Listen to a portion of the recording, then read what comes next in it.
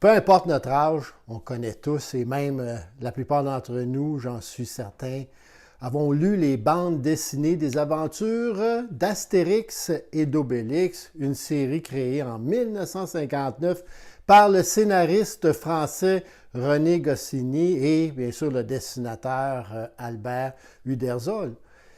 Et la série met en scène environ 50 avant Jésus-Christ, peu après la conquête romaine, un petit village de Gaulois, d'irrésistibles, qui poursuit seul sa route, sa lutte contre l'envahisseur, le méchant romain, grâce à une potion magique concoctée, préparée par le druide du village, cette boisson donnant une force surhumaine à quiconque en boit. Et les personnages principaux sont les guerriers, bien sûr Astérix et Obélix, le livreur de menhir, chargé par le village, tous ces deux héros, de déjouer les plans des Romains et d'aller soutenir quiconque sollicite de l'aide contre la République romaine, contre l'ennemi. Et bien sûr, l'humour est souvent bien présent et ça fait autant rire les grands que les petits, particulièrement les noms des personnages. C'est souvent très rigolo, qui forment des jeux de mots. Et je me souviens du gouverneur romain dont le nom serait bien d'actualité présentement. Il s'appelait Gracchus Garovirus. Mais il y a un personnage qui n'est apparu qu'en 1963 dans l'aventure Le Tour de Gaulle, et il s'agit d'Idéfix. Oui, le petit chien d'Obélix. Et il semble être doté, vous savez, d'un flair infaillible, super puissant, mais Obélix dit ne lui avoir appris qu'à pister les menhirs. Et amoureux de la nature, Idéfix est contre l'abattage ou l'arrachage des arbres, gestes qui le font pleurer, entrer dans une folle colère et encore s'évanouir. Et je pense que c'est le premier écolo engagé de la planète. Mais c'est son nom qui définit le mieux le caractère du petit chien. C'est en effet un jeune animal à idée fixe. Il veut toujours suivre ses deux amis gaulois partout dans leurs aventures, peu importe où ils vont, et il pense toujours, et souvent, vous savez, il en rêve, pense toujours à manger de gros os.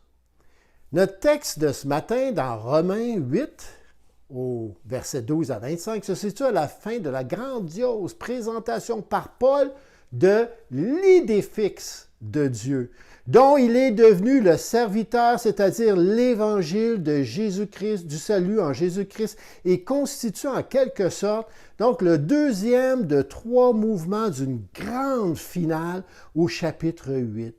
Et c'est le point culminant, et les vérités dont Paul parle sont tout à fait stupéfiante, renversante. Et Paul veut que l'on sache, hors de tout doute, que notre propre destinée, notre réelle vie et identité, et en fait celle de toute la création, est solidement fixée en Jésus-Christ. Yvon nous a parlé la semaine dernière d'une de ces vérités renversantes de l'Évangile qui se trouve au verset 1 du chapitre 8, donc au début du premier mouvement de cette grande finale, où Paul déclare « Il n'y a donc maintenant aucune condamnation pour ceux et celles qui sont en Jésus-Christ. Pas de condamnation. » Mais pour comprendre ces déclarations, il faut voir ce que Paul avait démontré auparavant.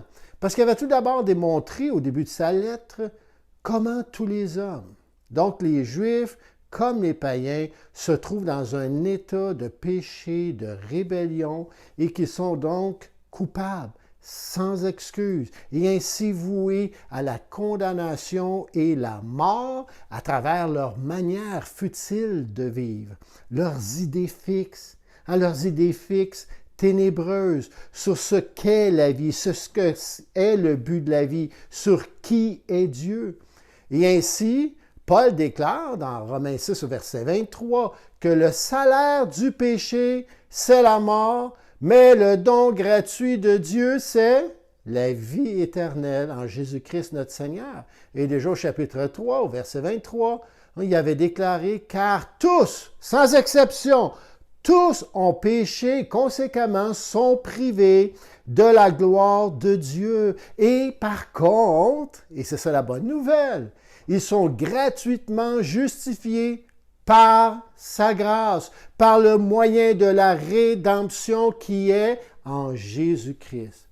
Et tout ceci, bien-aimés, par pur amour, pure grâce de la part de Dieu.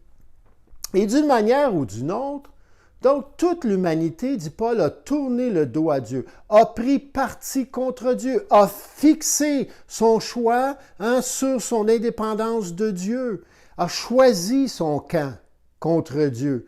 Mais loin d'avoir tourné le dos à l'humanité, Dieu, depuis avant la création, a toujours eu l'idée fixe de nous amener en relation avec lui dans la personne du Fils éternel et a poursuivi ce but, ce plan, en nous démontrant son amour inconditionnel, en envoyant son Fils unique dans le monde afin de faire ce qui était nécessaire pour nous réconcilier avec lui, nous ramener en relation.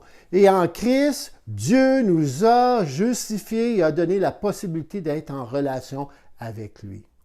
Et un peu plus loin, Paul a dit, n'est-ce pas, que nous avons en quelque sorte été divorcés du régime de la loi qui nous opprimait et de l'idée fixe qu'on peut se mériter les faveurs de Dieu en l'observant.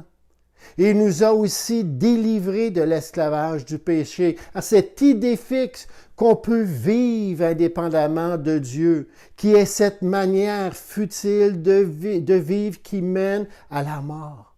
Contrairement à la vie en relation avec Dieu pour laquelle nous avons été créés.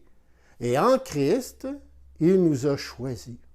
Et il nous a fait passer, vous savez, du bord du royaume, des ténèbres à sa merveilleuse lumière, dans son camp, nous a adoptés en tant que membres de sa famille et a mis sur nous une nouvelle autorité, celle de l'Esprit qui donne vie à travers le régime de la grâce par la foi en Jésus-Christ. Et donc, dans mon message il y a 2 semaines, on a vu Paul commencer à aborder la question de notre réelle identité et du combat de la foi par le Saint-Esprit qui s'ensuit. Et comme on va le voir, il en rajoute encore quelques couches dans notre passage d'aujourd'hui sur cette identité merveilleuse. Mais si on revient à notre tableau de la dernière fois, on voit que par la conviction de l'Esprit qui guérit nos pensées, notre vision de la vie, notre vision du monde et les fixe sur Jésus, l'auteur de notre salut, on a maintenant une nouvelle identité avec une nouvelle idée fixe. Quelle est cette idée fixe? C'est celle de vivre selon l'Esprit vers la réalité du royaume de Dieu qui est gouverné, conduit par l'amour de Dieu qui est l'essence même de l'être qui est Dieu, de son mode de vie en tant que Dieu, Père, Fils et Saint-Esprit, et non du règne des ténèbres du péché et du mal qui est gouverné par l'orgueil, l'égocentrisme, l'égoïsme et la convoitise, et tout ça conduit vers le néant. C'est le Saint-Esprit qui nous infuse l'amour de Dieu et qui place ce désir en nous et qui refixe nos pensées en nous convainquant du péché qui nous donne la force aussi d'affronter ce conflit entre cette vie, cette ancienne vie de futilité qui mène au néant et à la mort, et la nouvelle vie en Jésus-Christ par l'Esprit qui nous conduit sur la voie qui donne la vie, la réelle vie, en nous transformant toujours davantage à l'image de celui à qui nous sommes unis, Jésus-Christ en qui nous avons la vie éternelle. Et l'Esprit a mis en nous, donc, l'idée fixe de suivre Jésus, de participer à ce que Jésus fait et de trouver, en fait, notre subsistance, notre délice en lui. Paul nous donne tellement de beaux gros nonos spirituels dans notre passage aujourd'hui que c'est impossible de tous les gruger jusqu'à la moelle dans le peu de temps qu'on dispose. Mais on va essayer de se délecter ensemble de trois d'entre eux, trois points principaux que j'aimerais faire ressortir. Premièrement, nos choix n'ont pas à être motivés par les idées fixes. Les idées fixes de notre égoïsme et égocentrisme humain. Et donc, Paul commence ce deuxième mouvement de sa finale sur le plan de salut de Dieu, sur l'évangile de la grâce, par ceci, au verset 12 et 13.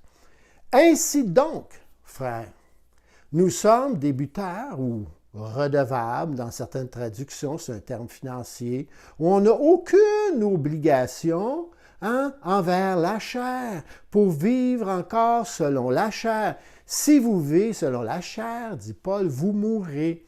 Mais si par l'Esprit vous faites mourir les actions du corps, vous vivrez, car tous ceux qui sont conduits par l'Esprit de Dieu sont fils et filles de Dieu. Et par le terme « ainsi donc », au début du verset 12, Paul s'appuie sur ce qu'il vient d'écrire précédemment, particulièrement le premier mouvement des vérités de l'Évangile, des versets 1 à 11 du chapitre 8, qui vont au couvert la semaine dernière. Il a, entre autres, démontré, au verset 5 et 6, comme il le répète ici, donc, au verset 12 et 13, que l'homme n'est jamais neutre dans sa manière de penser et d'agir. Dans Romains 8, au verset 5 à 7, on a vu ça la semaine dernière, Paul écrit, et je cite ici à partir de la version J.N. Darby, parce que je trouve que c'est beaucoup plus proche de la pensée dans le grec original, cette traduction. Il écrit « Car ceux qui sont selon la chair ou qui vivent selon la chair, notez-ont leur pensée. » Dans les traductions anglaises, ça dit « mindset », aux choses de la chair. Mais ceux qui vivent selon l'esprit ont leur pensée fixée sur les choses de l'esprit. Car la pensée de la chair est la mort, mais la pensée de l'esprit, vie, c'est vie et paix. Parce que la pensée de la chair est inimitié contre Dieu.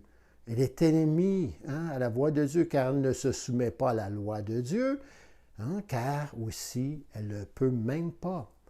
Donc, si on revient encore une fois à notre tableau, ce passage montre très clairement que la façon dont on pense est intimement liée à la façon dont on vit.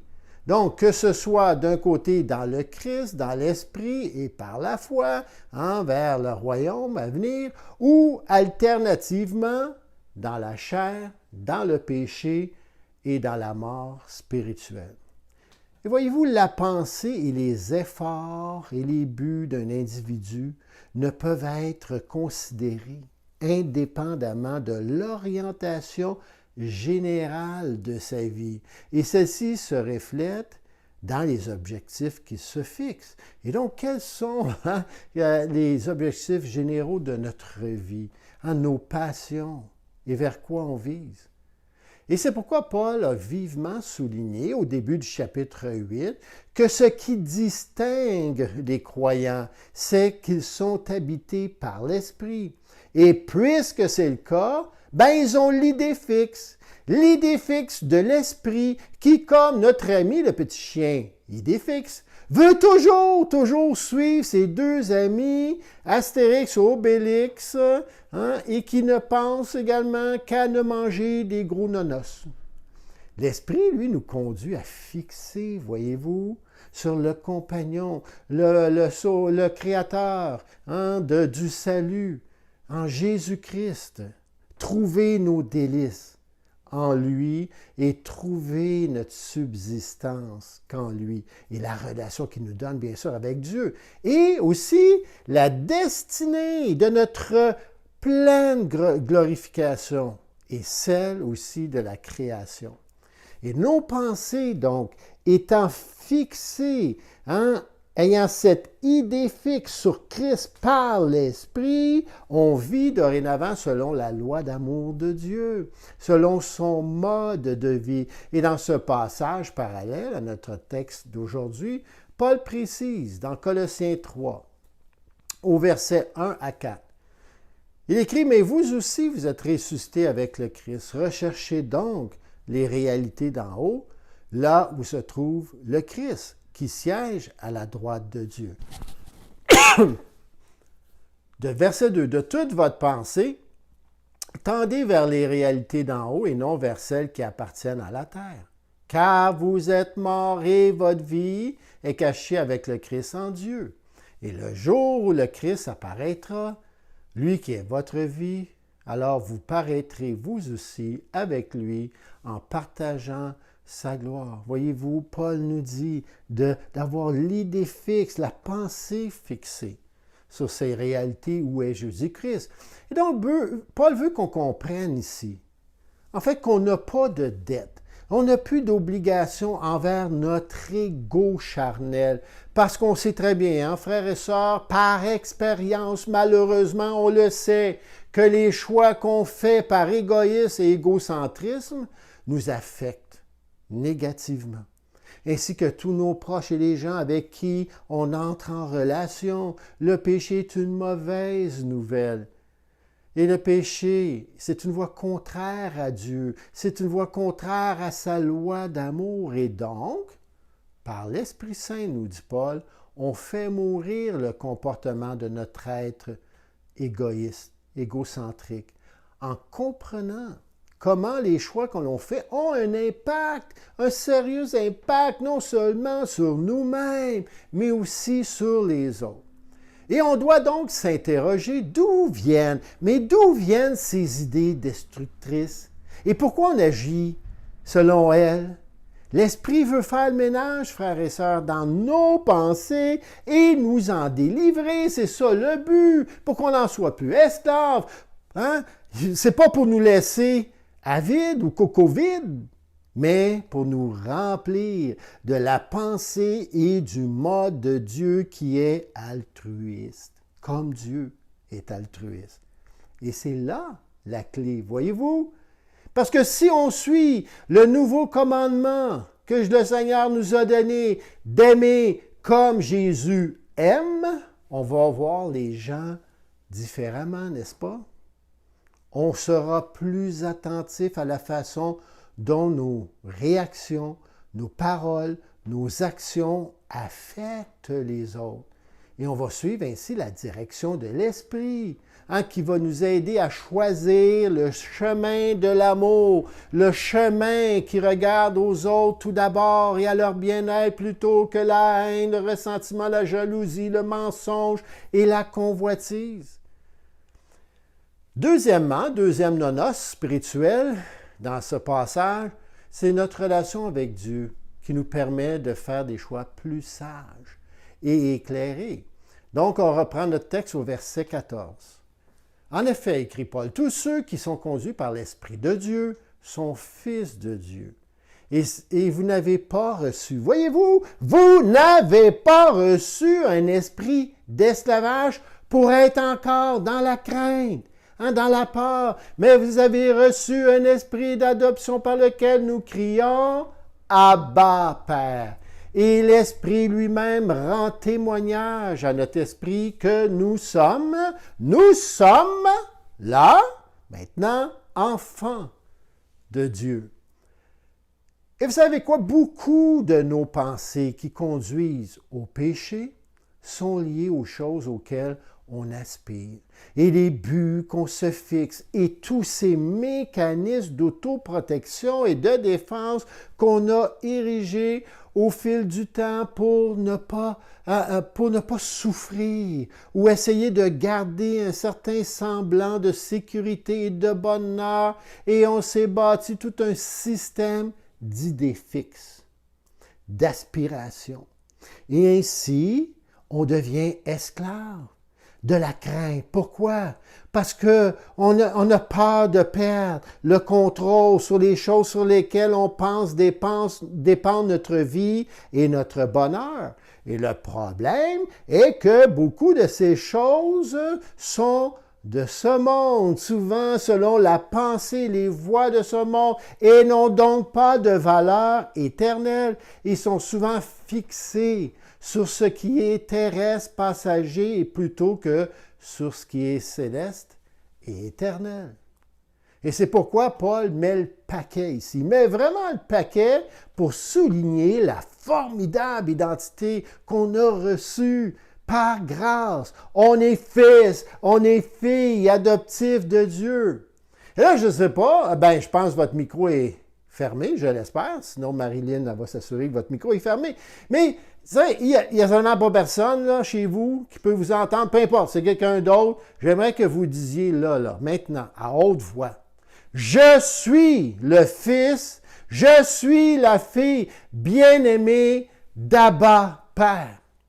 On peut le dire, on peut le crier même, parce que c'est la réalité. On a été adopté, on a été choisi par le Père, par l'intermédiaire du Fils, de sorte qu'on n'a pas à succomber à nos tendances égoïstes et craintives et toujours vivre dans la peur de perdre quelque chose. On n'a pas à chercher à garder égoïstement le contrôle à tout prix sur toute chose au détriment des autres. De s'auto-protéger au détriment des autres. L'Esprit en nous aide, voyez-vous, à faire de meilleurs choix en affirmant et confirmant, en fait, notre relation avec Dieu en tant que ses enfants bien-aimés. Verset 17, on poursuit. Or, si nous sommes enfants, dit Paul, nous sommes aussi héritiers, héritiers de Dieu et co-héritiers de Christ. Et donc, Paul déballe un autre aspect fantastique de notre identité qui est lié à celle d'être ses enfants. Nous sommes héritiers de Dieu et co-héritiers de Christ. Donc, il va sans dire que l'héritage de Jésus, qui est donc aussi celui de ceux et celles qui croient en lui, ne sera évidemment pas constitué d'or ou d'argent, parce que ce genre de biens et de richesses matérielles seront sans valeur dans le royaume des cieux. Et les croyants vont partager la gloire du Christ. Ils sont semblables à lui. Ils vont participer au royaume éternel à venir où nous serons dans la plénitude de notre humanité glorifiée et de la présence de Dieu. On ne sait pas de quoi exactement sera constitué cet héritage et je pense qu'actuellement, notre petit cerveau limité ne réussirait même pas à concevoir ce que c'est. Mais il y a une chose qui est certaine. Il sera bien au-delà de nos aspirations et de nos attentes, au-delà même de ce qu'on pourrait jamais concevoir ou oser imaginer. La réalité, c'est qu'on ne sera pas déçu.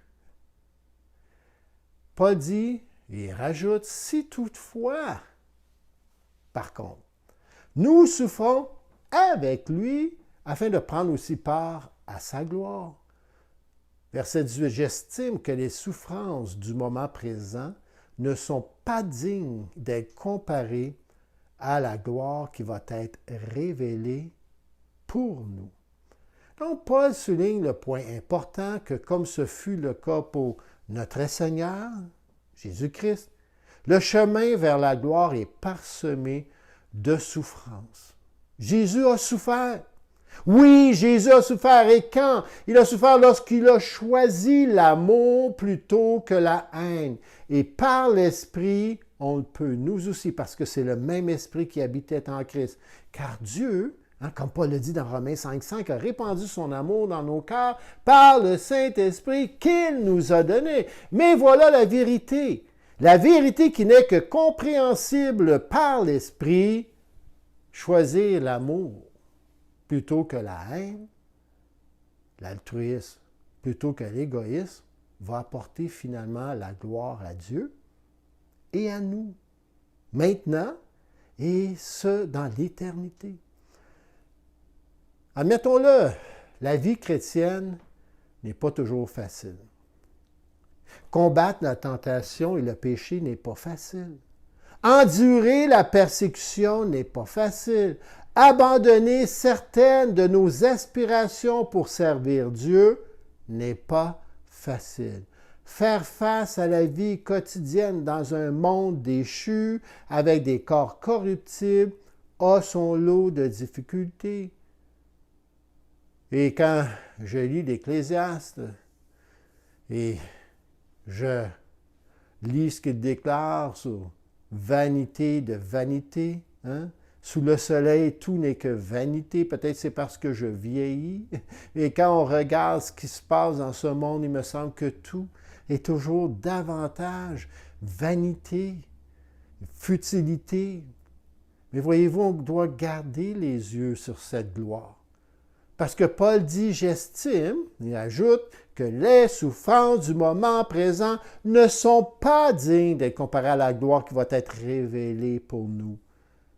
Et la certitude, l'assurance de l'héritage qui nous attend confirme qu'on ne perdra jamais notre élection en raison ou à travers la souffrance.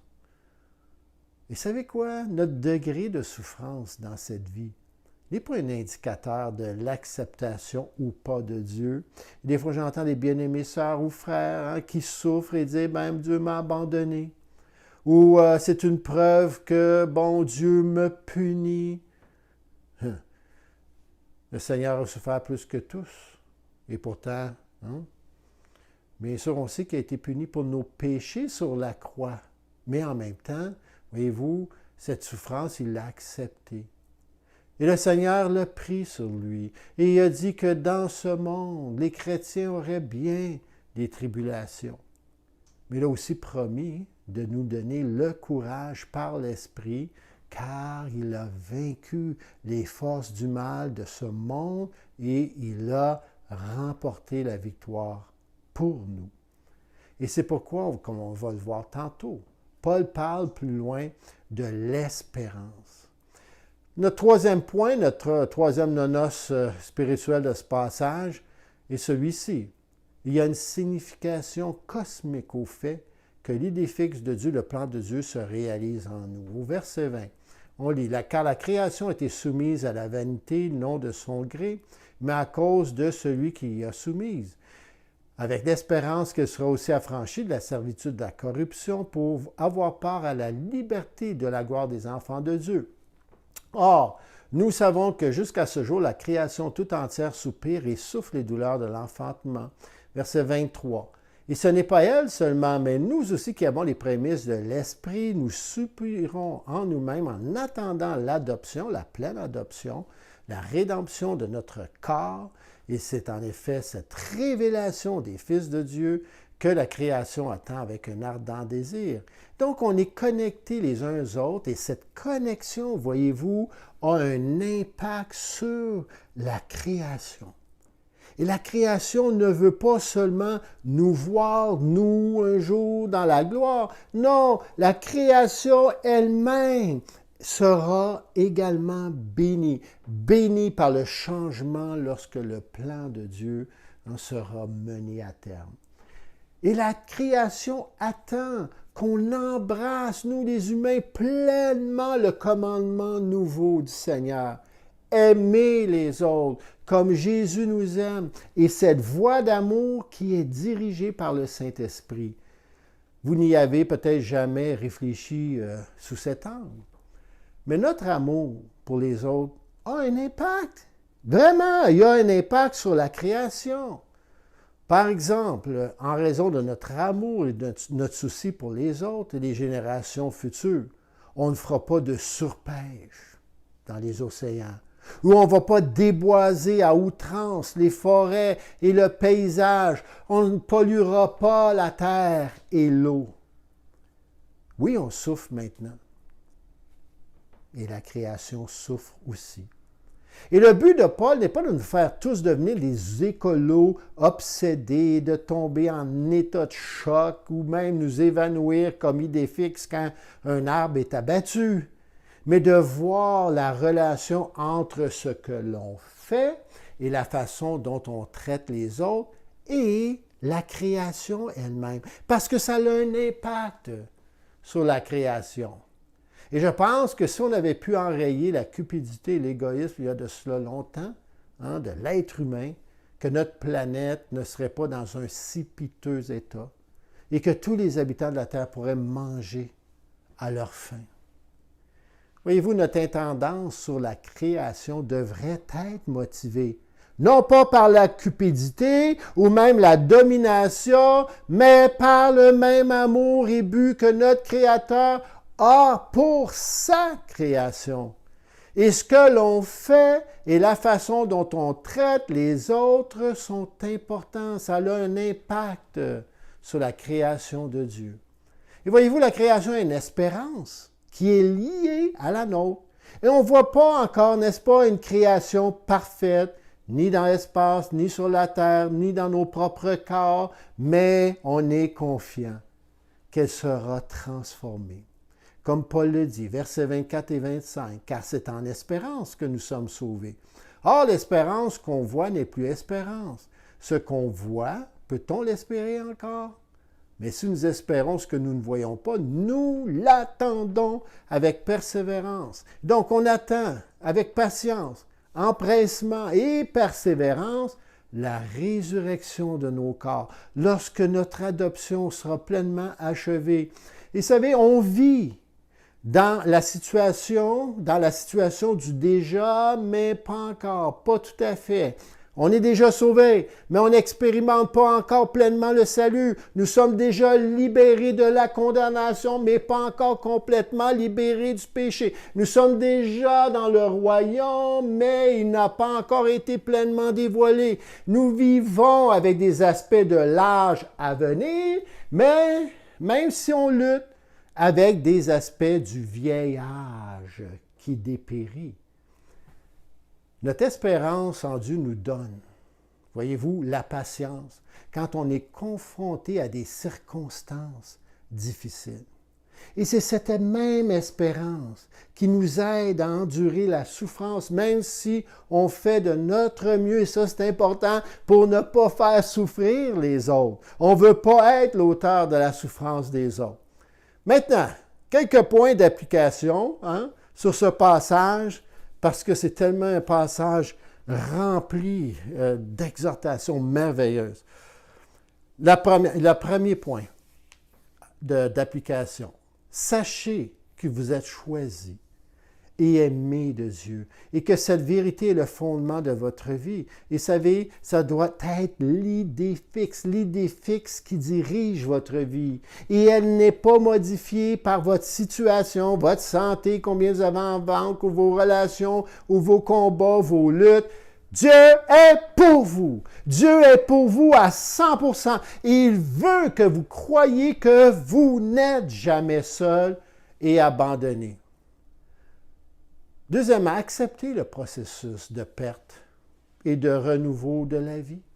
Dieu travaille à travers ça. Et chacun subit des saisons de souffrance, mais on connaît aussi, n'est-ce pas? Et on peut expérimenter l'amour, la beauté, la joie et la paix en Jésus-Christ.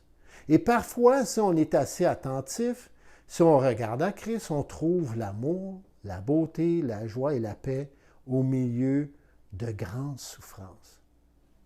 Cet amour est la présence de Dieu, en fait.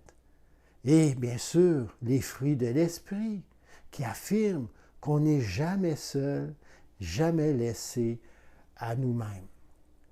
Bien sûr. Et voyez-vous, même Jésus a souffert. Mais comme on le sait, d'après le témoignage des Écritures, il n'a jamais été seul, jamais abandonné de Dieu.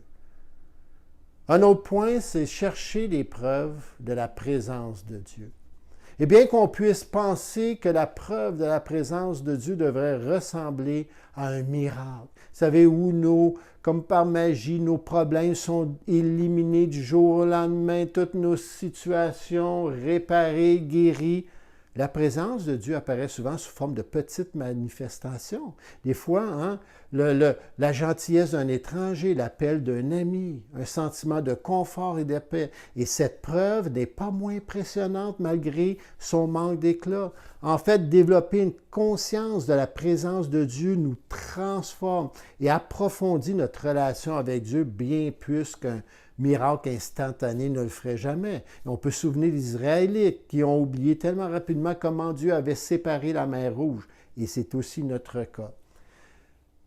Votre position et identité comme enfant choisi de Dieu n'est pas réduite ou diminuée par la souffrance que vous vivez en tant qu'être humain dans ce monde. L'exemple de la souffrance que Jésus nous a donné nous aide justement à comprendre comment on peut aborder la douleur dans ce monde étant profondément ancré dans la connaissance de la vérité que notre Dieu d'amour est avec nous à travers toutes ces difficultés et qu'il ne nous abandonne jamais. Dieu, bien-aimé, a une idée fixe pour vous et la création. Et comme il l'a déjà démontré en Christ, il n'en dérogera pas. Il l'amènera à son plein accomplissement. Donc, fixons nos pensées sur cette certitude et glorifions Dieu pour son plan majestueux et le cadeau fantastique qu'il nous offre dans sa grâce infinie.